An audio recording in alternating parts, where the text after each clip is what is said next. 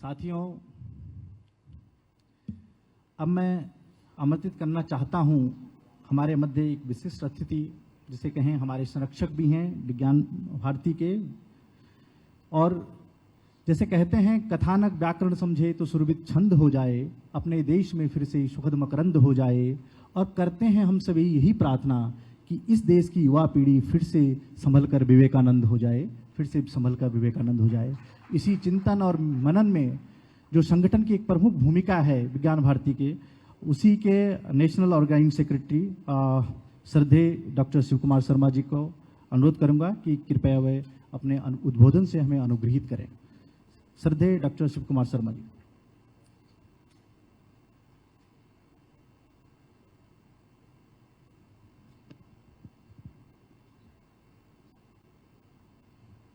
सभी को सादर नमस्कार।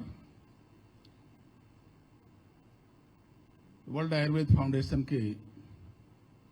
दिसंबर में जो 4 दिवसीय कार्यक्रम आयोजित हुआ, उस कार्यक्रम के अनुवर्ती प्रयास के लिए, फॉलो ऑफ एक्शन के लिए आज एक विशेष अभियान अपने इस उत्तराखंड प्रांत के लिए हम लोग प्रारंभ कर रहे हैं। तो इस अभियान के उद्घाटन कार्यक्रम में मंच पर आसीन हमारे उत्तराखंड के यशस्वी मुख्यमंत्री, और जिन्होंने सभी प्रकार की चुनौतियों में केवल एक राजनीतिक संदर्भ नहीं, सांस्कृतिक संदर्भ हो, स्वास्थ्य का संदर्भ हो,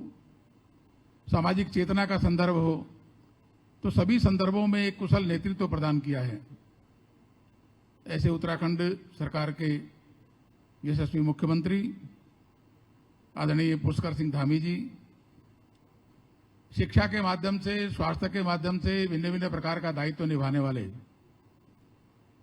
उत्तराखंड सरकार में एक प्रबोधन देना और उसको क्रियान्वयन करना, शिक्षा के जगत का ये जो दोनों प्रकार का एक उद्देश्य रहता है, उस दायित्व का निर्वहन करने वाले आदरणीय डॉक्टर धन सिंह रावत जी, श्रीमान खजानदास जी, श्री दीपेंद्र चौधरी जी, श्री रंजीत पुराणिक जी, प्रोफेसर अनूप ठाकुर जी, श्री अजय परिहार जी, विज्ञान भारती के हमारे उत्तराखंड के अध्यक्ष प्रोफेसर के डी पुरोहित जी, डॉक्टर बी के अशोक जी, हमारे वैद्य रत्नम औषधशाला के श्री ईटी नीलाकंडम मूस जी, इस सभागार में उपस्थित राष्ट्रीय स्वयंसेवक संघ शामिल हुए हैं। क्या कुछ कह रहे हैं, सुन लेते हैं। आयुष एवं आयुष शिक्षा श्री दीपेंद्र चौधरी जी, श्री रंजीत पुराणिक जी, प्रबंध निदेशक दूता पेपेश्वर लिमिटेड, डॉक्टर ईटी नीलकंठन जी, प्रोफेसर अनूप ठाकुर जी, श्री अजय परिहार जी, प्रोफेसर के डी पुरोहित जी, डॉक्टर बी के अशोक जी, और इस सभागार में उपस्थित राष्ट्रीय स्वयंसेवक संघ के प्रांत प्रचारक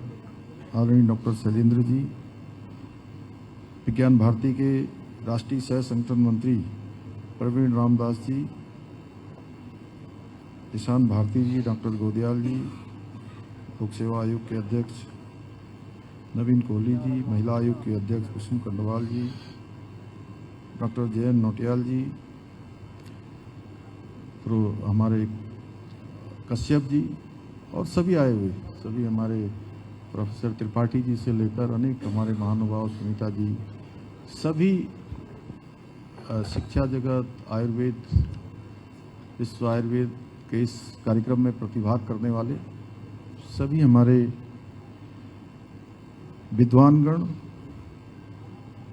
उपस्थित भाइयों एवं बहनों, मीडिया के सभी मित्रों, मैं सबसे पहले विश्व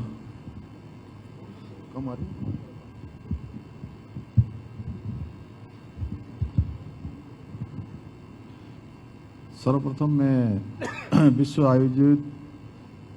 कांग्रेस एवं आरोग्य एक्सपो के प्रोसीडिंग विमोचन समारोह में आए हुए सभी प्रतिनिधियों और सम्मानित आयुर्वेदाचार्यों का भी